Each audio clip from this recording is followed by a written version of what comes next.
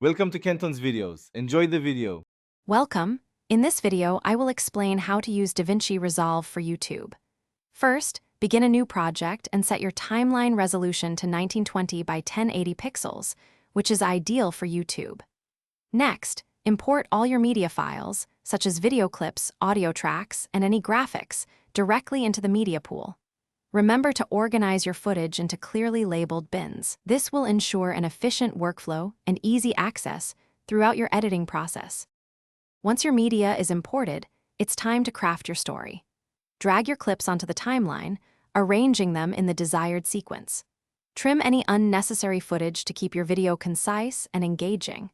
Don't forget to add smooth transitions between scenes for a professional look. You can also incorporate titles and graphics to highlight key information, making your content more informative and visually appealing for your audience. Now, let's refine your video's sound and look. Head over to the Fairlight page to adjust audio levels, remove any distracting background noise, and apply equalization for crystal clear sound. Then, move to the Color page for primary color correction, balancing exposure and white balance.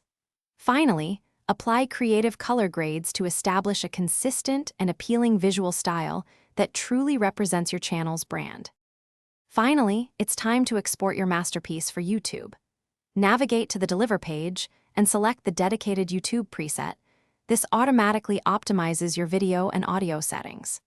Double-check that your video resolution is 1920 by 1080 pixels and your frame rate is either 24 or 30 frames per second. Once confirmed, export your final video file, which will be perfectly ready for direct upload to your YouTube channel.